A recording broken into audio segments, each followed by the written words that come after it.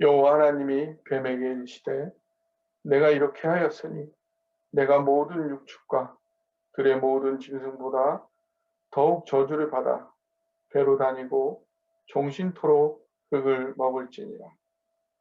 누가복음 15장에 배은망덕한 당자가 아버지의 유산을 갈취하여 집을 나갈 때 아버지는 언제 아들을 용서해 주었을까요? 아버지는 그 못된 아들을 용서 안 한 적이 한 번도 없었습니다. 배은망덕한 아들을 동네 사람들 앞에서 공개하면 유대인의 율법에 바로 돌로 쳐 죽일 수도 있었지만 아버지는 너무나도 무기력하게 아들이 달라는 대로 그 귀하디귀한 평생 모은 재산을 다 내어주고 맙니다. 그것이 아들이 언제든 다시 돌아올 수 있는 가능성을 남기기 위한 뼈를 깎는 고통의 결정이었습니다. 아버지는 아들이 다시 돌아와서가 아니고 그 마음에서 사실은 한 번도 아들을 내치거나 용서 못한 적이 없었던 것입니다. 그것처럼 하나님은 아담과 하와를 그리고 우리 모두를 한 번도 마음에서 내치거나 용서 안 하신 적이 없습니다. 그래서 하나님은 계속해서 우리를 기다리시고 찾아오시고 물어보십니다. 우리가 온전히 회복하기까지 그 길의 마지막이 십자가가 될지언정 사랑의 여정을 멈추지 않으십니다.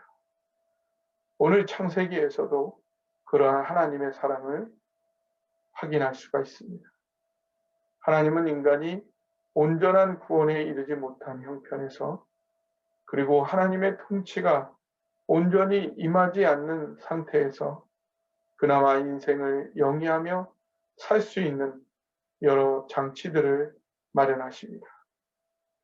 아담과 하와의 범죄 이후 하나님의 여러 조치들은 인간에 대한 징벌이 아니라 사랑의 여러 임시적 조치들이었습니다. 그런데 하나님 사랑의 배려와 조치들의 예외적인 대상이 있습니다. 바로 뱀입니다. 왜 뱀, 사단 마귀에게는 아무런 질문도 안 하시고 바로 저주와 징벌을 내리시는 걸까요? 그것은 사단 마귀에게는 회복의 가능성이 없기에 그런 기회가 주어지지 않았던 것입니다. 왜 사단 마귀에게는 그런 기회가 주어질 수 없는 걸까요? 여기서 놓칠 수 없는 영적인 교훈들이 있습니다. 첫 번째, 지식과 믿음은 다릅니다. 사단 마귀는 하나님의 존재와 능력, 그 심정을 정확히 잘 알고 있을까요? 모를까요? 사람은 몰라도 사단 마귀는 하나님을 정확히 알고 있습니다. 예수님을 보자마자 하나님의 아들이심을 가장 먼저 정확히 알아본 것도 그 누구보다도 사람들을 사로잡고 있었던 귀신들이었음을 성경은 반복적으로 기록하고 있습니다. 그런데 하나님을 이렇게 정확히 알고 있는 사단 마귀가 왜 하나님의 사랑을 받고 구원에 이르지 못하는 걸까요? 하나님을 지식적으로 아는 것과 하나님을 인격적으로 믿는 것은 다르기 때문입니다. 사단은 하나님을 정확히 알고 있지만 하나님의 사랑에 감격하지도 않고 그 사랑에 의지하지도 않으며 자신의 마음과 행동을 바꾸려 하지도 않습니다. 하나님을 정확히 알면서도 하나님께 인격적으로 반응할 것을 거부한 것입니다. 이러한 지식에는 아무런 희망이 없습니다. 그런데 이런 모습이 우리들에게도 있을 수 있다는 사실, 여러분 주의하시기 바랍니다. 아무리 하나님을 지식적으로 정확히 알아도 그 하나님의 사랑에 감동하고 의지하고 그에 따라 나의 마음과 행동을 바꾸려 하지 않는다면 그 지식은 진정한 믿음이 아니며 하나님의 구원을 경험할 수가 없습니다. 아무리 교회를 오래 다녔어도, 아무리 많은 성경 공부와 책을 읽었어도 오늘 하나님의 사랑이 생생하게 내 마음에 느껴지고 있지 않다면, 그래서 그 사랑에 이끌려 살고 있지 않다면, 그 사랑을 의지하여 더 새로워지고자 애쓰고 있지 않다면 아무 소용이 없는 것입니다. 사랑의 반대는 미움보다도 무관심이고 무감각이고 무반응입니다. 우리의 마음이 세상 가운데 너무나 무디어지고 단단해져서 하나님을 지식적으로 알 뿐 감동되지도 않고 의지하지도 않고 변화되려고도 하지 않는다면 하나님으로부터 매우 멀리 떨어져 있는 상태인 것입니다. 어떻게 해야 할까요? 둘째, 인격적 반응을 시작해야 합니다. 왜 이렇게까지 마음이 굳어지게 되었을까요? 그것은 제대로 반응하지 않았기 때문입니다. 하나님의 사랑이 깨달아졌는데도 그것을 무시하고 지나가다 보면 서서히 익숙해지고 그것이 반복되어지다 보면 무디어지고 나중에는 하나님의 사랑을 인격적으로 느끼는 것마저 어색해져 버립니다.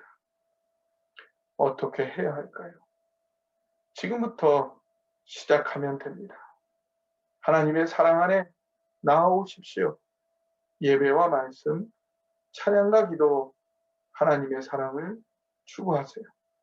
그리고 그 과정에서 느껴지는 하나님의 사랑이 있다면 작은 것일지라도 그것부터 거기에 반응해 보세요.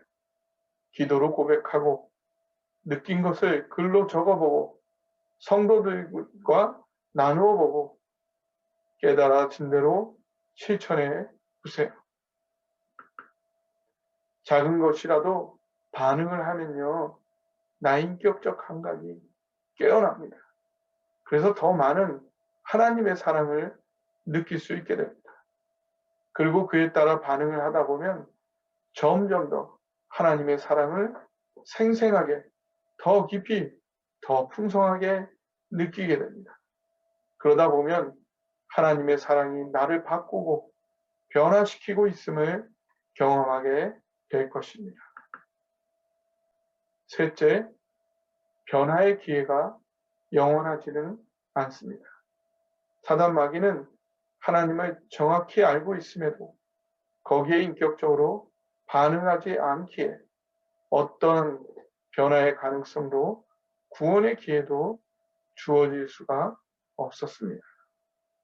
인간은 아직 하나님을 정확히 모르기에 그 하나님을 정확히 안다면 인격적 반응을 할 수 있다는 가능성과 구원의 기회가 열려 있습니다.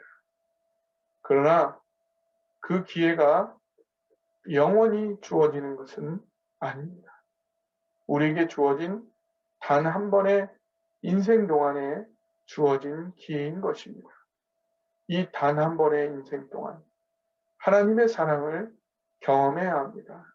깨달아야 합니다. 그리고 그 사랑에 반응해야 합니다. 하나님의 사랑을 한 번 깨닫고 반응했다면 구원이 시작된 것입니다. 그러나 구원은 시작된 것이지 완성된 것은 아닙니다. 단 한 번 주어진 인생 동안 하나님 사랑을 더 깊이 깨닫고 더 깊이 반응하여 더 깊이 누리는 성장을 점점 더 풍성히 만들어 가야 합니다. 그것은 단지 예배 생활, 교회 생활에만 해당되는 것이 아닙니다. 예배 생활, 교회 생활에서 시작하여 나의 가정, 직장, 사회, 모든 영역에서 나와 함께 하시고 나를 사랑하시며 나를 인도하시는 하나님을 누리는 것입니다. 단 한 번 주어진 우리의 인생이 끝나는 순간 영원히 되돌릴 수 없는 가장 큰 후회는 하나님의 사랑을 좀 더 깨닫지 못하고 좀 더 반응하지 못하고 좀 더 누리지 못했던 삶이 될 것입니다. 아담과 하와의 범죄로 망가진 이 세상에 대한 하나님의 해결책 첫 번째는 뱀, 사단 마귀에 대한 정죄와 징벌이었습니다. 사단 마귀에게는 어떤 질문도 하지 않으시고 바로 징벌하십니다. 사단 마귀는 하나님을 정확히 아는 지식이 있음에도 하나님께 인격적으로 반응하지 않았기에 어떤 가능성도 없었던 것입니다. 우리 사람들은 아직 하나님을 정확히 알지 못합니다.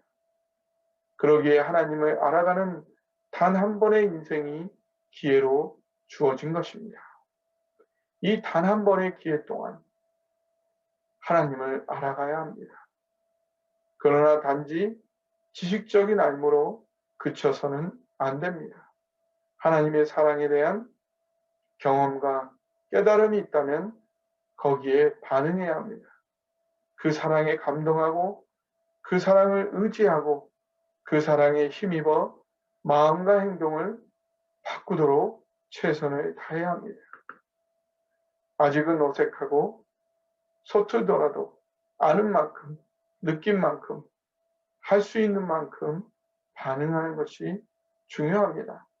그 작은 반응이 우리의 영적인 감각을 깨어나게 할 것이며 그 감각이 살아날수록 더 많은 것들을 경험할 수 있게 되기 때문입니다.